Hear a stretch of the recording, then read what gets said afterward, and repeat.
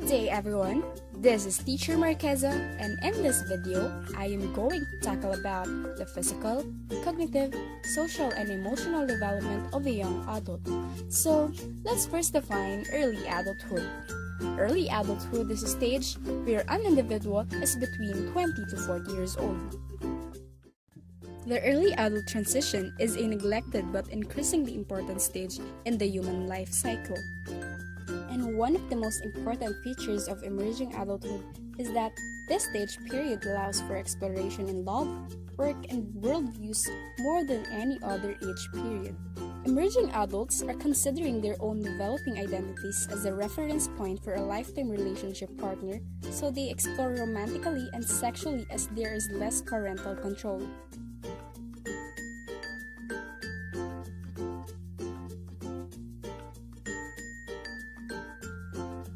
The physical status of the individual reaches its highest level between the ages of 18 and 30. Growth in stature is completed and men attain their highest skill at tasks involving speed and agility during early adulthood. Males have no correspondingly obvious physical signs to signal monthly or other periodic biological changes. However, some biologists now believe that both males and females are influenced by cyclic biological changes called circadian rhythms. The menstrual cycle is but one example of such a biological rhythm. Young adults rarely recognize how much their bad eating habits, heavy drinking, and extensive smoking will influence their physical status when they reach middle adulthood. Experts on healthcare suggest that during early adulthood, it is important to begin preventive healthcare. As young adults, many of us develop a pattern of not eating breakfast, not eating regular meals, and relying on snacks as our main food source during the day. Eating excessively to the point that we exceed the normal weight for our age, smoking moderately or excessively, drinking moderately or excessively, failing to exercise, and getting by with only a few hours of sleep at night. The weight of the brain does seem to decline slowly at about the rate of 1 gram per year beginning at the 20th year of life, but the size of the brain is no indication of intelligence or wisdom. While sensory systems show little change in young adults, the lens of the eye loses some of its elasticity and become less able to change shape and focus on near objects.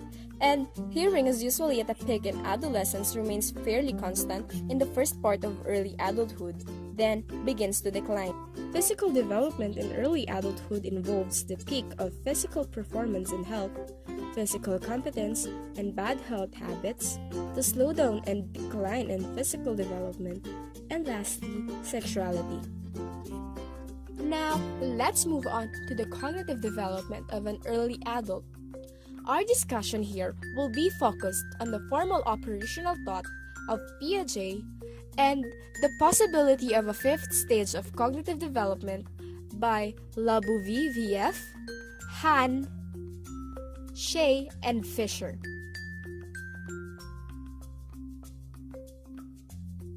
For Piaget, the manner in which the adult thinks is basically no difference from the way in which most adolescents think.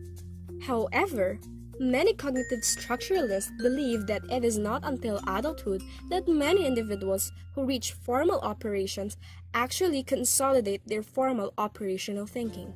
It also seems certain that many adults do not think in formal operational ways. Debate among developmentalists center on whether or not to assign a formal cognitive stage to early adulthood. Earlier life stages result in dramatic and critical changes, whereas in early adulthood, essential brain growth already has taken place and individuals are now applying and using their knowledge and analytical capabilities. Labouvie-Vieff's idea suggests the possibility that a fifth cognitive stage emerges in the form of relativistic, pragmatic, and contextual thinking. Norma Hahn agrees that the contextual perspective is necessary to explain the manner in which cognitive activity unfolds during the early adult years.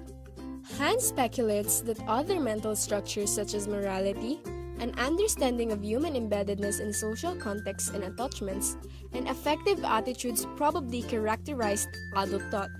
Now, let's go to K. Warner Shea perspective. He proposed four stages of cognitive development, and those are acquisitive, achieving, responsible, and reintegrative. And the early adult falls under the achieving stage. At this stage, the goal is no longer the acquisition of knowledge but rather the achievement of potential. According to him, cognitive activity is influenced more by motivational factors than at any other stage. Now, let's go to Kurt Fisher's cognitive skill stages. Early adult falls under level 8 of Fisher's view called abstract mapping, which involves a person's ability to relate his or her abstract identity to that of another person in a rudimentary way. Fisher believes that most adults probably master some of the cognitive skills at levels 8 through 10, where levels 8 through 10 are advanced moral judgments, managerial skills required by a corporation or a school system, skills required to write an effective essay or novel, and skills involved in programming and operating a computer. From the contextual perspective, the adult constructs his or her cognitive activity by dynamically interacting with people in changing social and historical context. To sum it up, Piaget's theory is misguided in its perception of thought in early adulthood. According to Laboviev, thought in early adulthood is more pragmatic and reality-oriented than Piaget believed. Han argues that early adulthood is a time of accommodation and over-accommodation, while Shea believes that early adulthood is an achieving stage. And Fisher has proposed a number of cognitive skill stages to describe adult cognitive development. Now, let's go to social, emotional, and personality development of an early adult. Erikson's vision has influenced all contemporary theories of adult personality development. His psychological conflict of early adulthood is intimacy versus isolation, reflected in the young person's thought and feelings about making a permanent commitment to an intimate partner. It is where establishing a mutually gratifying close relationship is challenging. Intimacy requires that young people redefine their identity to include both partners' values and interests. Without intimacy, young adults face the negative outcome of Erikson's early adulthood stage, which is loneliness and self-absorption. Commitment to personally meaningful values and goals prepares young adults for interpersonal commitments, which increase as early adulthood progresses. Identity of achievement was positively correlated with fidelity, loyalty in relationships, and love for both men and women. Now, let's go to Levinson's season of life. Like Erikson, Levinson saw development as a sequence of qualitatively distinct eras. Each begins with transition, followed by stable phase during which individuals build a life structure aimed at harmonizing interpersonal and outer societal demands. The life structure as a key concept in Levinson's theory underlies the design of a person's life, consisting of relationships with significant others, individuals, groups, and institutions. Early adulthood is the era of greatest energy and abundance, contradiction, and stress. These years involve serious decisions about work, marriage, children, and lifestyle before many people have enough experience to choose wisely. Let's go to Vailant's adaptation to life. Vailant's theory is compatible with Levinson's. Both agree that quality of relationship with important people shape the life course. In studying how the men altered themselves and their social world to adapt to life, Vaillant confirmed Erikson's stages but filled gaps between them.